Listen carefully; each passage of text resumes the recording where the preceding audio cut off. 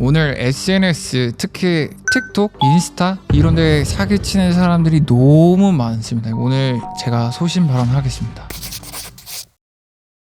신고까지 하고 싶었던 것들이 막 몇 가지가 있는데, 보셨을지도 모르겠는데 인스타에 엄청 많이 떴던 건데, 기미에다가 이렇게 뭐 이렇게 붙이고 톡 하니까 기미가 떼어져요. 그 말이 돼요? 말이 안 되는 기미가 그렇게 이렇게 떼어지는 게 아니에요. 근데 그걸 이렇게 톡 해가지고 또 떼고 막 그런 것들. 그 다음에 얼마 전에 스레드에서 엄청 화제가 된 제품이 있는데, 아토피 피부에 쓰면은 굉장히 좋다고 해가지고 막 만든 것들이 있었어요. 사실 아토피는 굉장히 조심해서 써야 되는 용어입니다. 아토피는 병명이고 그거를 화장품으로 치료할 수 없어요. 그게 치료가 가능하면 의약품이 돼야 되는 거죠. 근데 그게 치료가 된다라고 얘기를 한다는 것 자체가 사실 불법입니다. 불법. 그렇게 막 쓰시고 계시더라고요. 그래서 그런 것들. 이제 재생크림이라는 말이 마케팅 용어긴 해요. 재생크림이라는 말이 사실 없어요. 뭐 병원 용어로 뭐 이런 게 없어요. 그러니까 장벽을 메꿔주는 느낌이지, 세포를 막 재생시키는 크림 이런 게 없어요. 세포를 재생시키게끔 느끼려고 그런 식으로 만든 거지, 마케팅 용어로. 재생크림이라고 해놓고 피부 장벽을 메꾸는 느낌이거든요. 히알루론산이나 이런 것들이 기본적으로 피부에 흡수가 싹 된다기보다는 피부에 있음으로써 걔네들이 수분을 빨아당겨가지고 거기에 이제 수분을 조금 머금게 할 수 있는 것들이라던가, 크림이라고 해서 세라마이드나 성분들이 어쨌든 돌담이라고 생각을 했을 때 이렇게 되어 있는 게 정상인데 이렇게 되어 있는 거죠. 사이사이들을 이제 세라마이드가 다시 메꾸는 역할인 거죠. 뭐 약국 국장님이 저를 싫어할 수도 있지만, 우리나라에서 약국 탭으로 쳤을 때 PDRN이 얼마나 잘 팔리냐면요, 브랜드들이 진짜 여러 개 엄청 많이 깔렸어요. 약국에는 PDRN 성분을 가진 성분들이 가진 화장품이 깔렸어요. 왜 깔렸을까요? 매출 순위를 1위부터 10으로 딱 깔리잖아요. 1위부터 6위가 다 PDRN이에요. 그만큼 전부 다 잘 팔려요. 너무 잘 팔려. 저도 원래 맨 처음에 PDRN 그거 쓰지 마세요 라고 했지만 너무 잘 팔리는데, 거기 입장에서는 어떡해, 이게 너무 잘 팔리는데 팔아야지. 그러니까 PDRN을 막 쓰시는 거야. 그러니까 올리브영에도 PDRN 막 들어오기 시작했죠. 너도 나도 PDRN을 쓰는데 나라고 PDRN 안 쓰고 싶을까? 나라도 PDRN 쓰고 싶을 것 같아. 그러니까 PDRN 있는 거지. 그래서 요즘은 사실 전성분을 볼 때, 옛날에는 PDRN을 봤다면 요즘은 그냥 PDRN을 버리고 그 다음 나머지 제품들을 봐요. 진짜 효과 있는 것들이 뭐지? 이렇게 PDRN을 안 만든다는 게 정말 대단한 거, 제가 봤을 때는. 그러니까 그게 정말 대단하다고 생각했던 게, 그래서 난 셀리맥스라고 생각을 하는 겁니다. 셀리맥스는 PDRN 안 만들 거거든. 그 소신이 저는 너무 감명 깊게 본 거죠.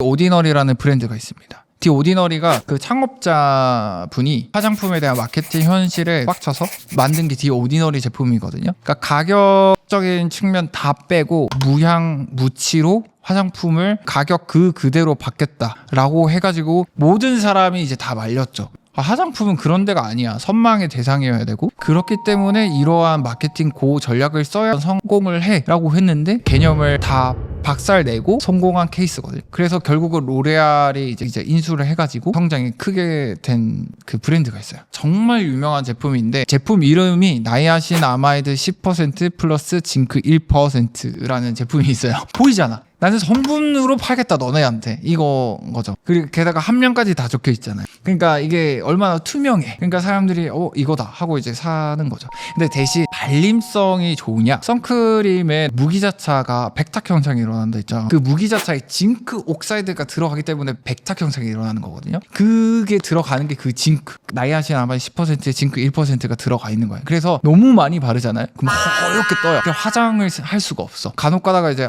이거 이상한 이거 이렇게 할 수도 있는데, 그 아연 자체가 피지를 말려요. 그러니까 여드름 쓰시는 분들한테 너무 좋은 거지. 그런 브랜드를 전 특히 좋아하죠. 요새 그거를 닮아가게 만든 회사들이 꽤 많이 생겨나고 있습니다. 그거에 제일 유명한 곳이 더마 팩토리고, 그 다음에 뭐 스킨 스탠다드, 이러한 친구들이 그렇게 만들어지고 있어요. 피부에 가장 중요한 거는 뭐냐면 보습이거든요. 임상시험 테스트 완료 막 이렇게 적혀 있는 것들이 막 엄청 많아요. 그 수치 개선되는 것들 있잖아요. 기본 얼굴에 물만 이렇게 묻히잖아요. 그 다 개선돼요. 사실 원래는 개선은 사실 거의 다 같아요. 그래서 물이 굉장히 중요하고 그 보습이 안 되었을 때 노화도 급속하게 오고 그래서 보습이 제일 중요한데 그만큼 또 제일 중요한 게 자외선이거든요. 선크림을 매일매일 발라야 된다가 그래서 마케팅으로 된 거고 사무직이라고 쳤을 때 유리창이 있으면은 물론 선크림 매일 바르는 게 맞겠지만 학교 왔다 갔다 하고 그러니까 일상적으로 내가 밖에 30분 이상 왔다 갔다 안 한다고 쳤을 때는 선크림을 사실 그렇게 크게 안 발라도 되거든요. 30분 이상 걸어간다라고 했을 때는 이제 선크림을 바르는 게 맞겠지만 그러니까 그런 식으로 조금 마케팅이랑 진실이랑 조금 섞여 있으면서 사람들이 너무 헷갈려 하는 것 같긴 해요.